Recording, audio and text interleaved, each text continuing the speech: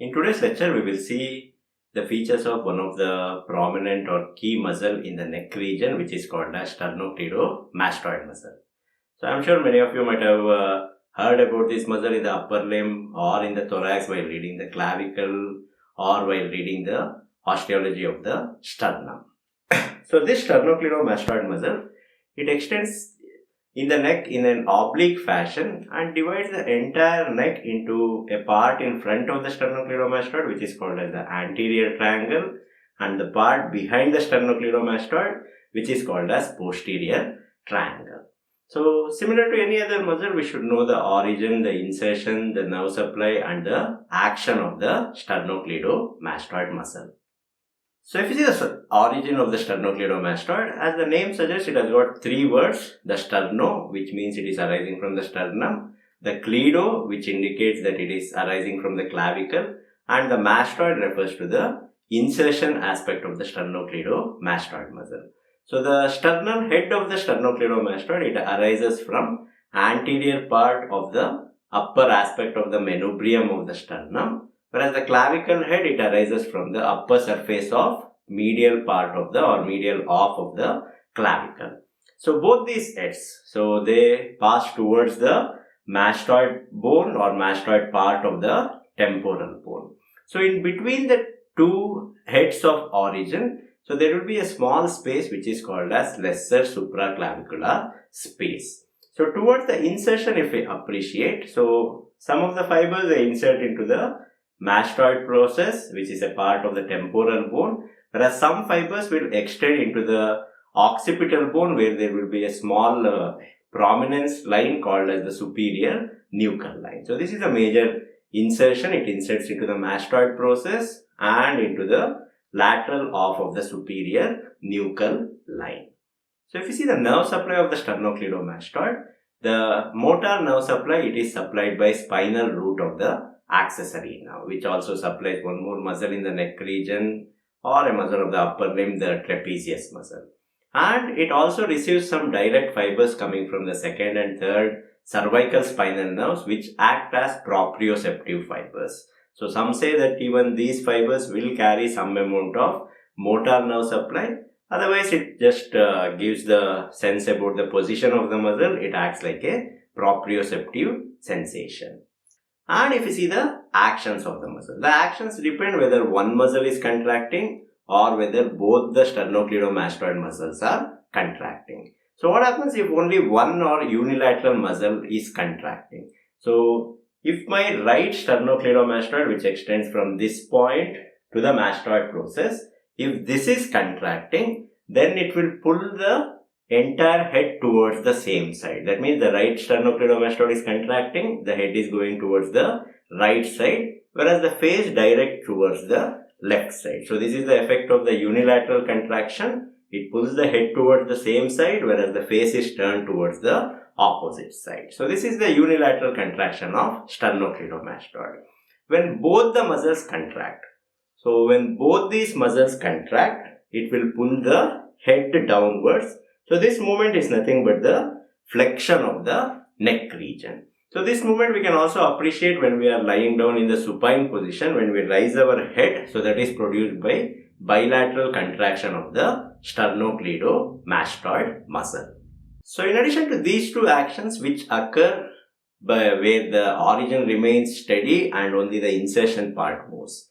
So if from acting from above, so if the muscle is acting from above, that is, it is acting from the insertion point, whereas the origin point is moving, so it will elevate the thoracic cage, and this action, it is helpful during deep inspiration process. In regular inspiration and expiration, it will not act. In deep inspiration, it will elevate the entire thoracic cage since it is attached to the clavicle and the sternum, and it helps in the deep inspiration. So these are the major features of sternocleidomastoid: origin from the sternum and the clavicle, insertion into the mastoid process and also the superior nuchal line. Nerve supply is from the spinal accessory nerve and also the cervical spinal nerve C2 and C3, which carries proprioceptive fibers. And the action is unilateral contraction, turning the face towards the opposite side. Bilateral contraction helps in the flexion and also helps in deep inspiration. So this sternocleidomastoid, as I already said in the introduction, it is one of the key muscle in this region since it forms the boundary between the anterior triangle and also the posterior triangle. So it is related to many structures in the deeper aspect, and it is also covered by many major structures in this region. So if you see the superficial structures that cover the sternocleidomastoid, it includes the skin. Beneath the skin there will be a layer of superficial fascia which also contains some muscle fibers of platysma, and then there will be deep fascia, and beneath the deep fascia there will be sternocleidomastoid muscle. So within the superficial fascia itself there will be some veins like external jugular vein which will run across the sternocleidomastoid, and from the posterior border some branches of the cervical plexus like great auricular nerve or transverse cutaneous nerve, it will emerge through the posterior border. Whereas the deeper relations, it is related, or the entire sternocleidomastoid, it mainly protects numerous major vessels in this region. So there are vessels like common carotid artery and its branches, the internal and external carotid artery, the internal jugular vein, the vagus nerve. So these are some of the major structures that are protected from the sternocleidomastoid muscle. So there are some abnormalities related to the sternocleidomastoid which we can better understand with the help of some clinical cases. So if you see the first case, so a male patient aged about 35 years visited the casualty in early morning with complaints of pain in the neck. His head was turned towards the right side and he was not able to look straight. So that means the patient came with this position, his head was turned towards the right side and he was not able to look straight, or he was not able to turn the head properly. So what is the probable diagnosis here? So as we can see, his muscle is contracted, the sternocleidomastoid muscle, and this condition, and since he is not able to again look back straight, so there is spasm of the muscle. So this condition, it is called as spasmodic torticollis, where there will be injury to the sternocleidomastoid muscle. So if you see the second question, so what are the various causes for spasmodic torticollis?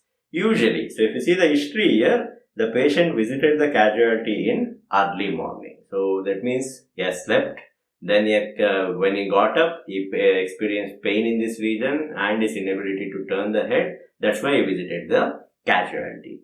So this spasmodic torticollis, it can occur due to any external injury to the sternocleidomastoid, or as in this case, if we sleep in a abnormal position, if we use a higher pillow, then that can also lead to the spasmodic torticollis. And it is also said that this spasmodic torticollis, it runs in the family.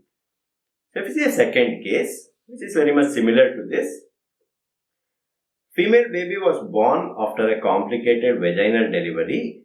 Baby was fine and discharged after 2 days. After a week, the mother noticed that the baby's head was tilted towards the left side. So what is the probable diagnosis? As you can see, the case is very much similar, where the person or the patient is not able to turn his head. But only difference here is, in the first one, it was an adult patient aged about 35 years. In the second case, it is a newborn baby. So what is the probable diagnosis here means? So this condition is called as congenital torticollis or wry neck. And what caused it? So if you see the history here, so in the history they have given in the first line that it is complicated vaginal delivery. So this complicated, so there might be some complication which might have injured the sternocleidomastoid muscle. So if there is injury to the sternocleidomastoid during the birth process, then the vessels within the sternocleidomastoid, it might get damaged and a clot might get formed inside. So that might get fibrosed and shorten the entire sternocleidomastoid, resulting in the congenital torticollis or wry neck position. So these are the various applied aspects in relation to the sternocleidomastoid muscle. Thank you.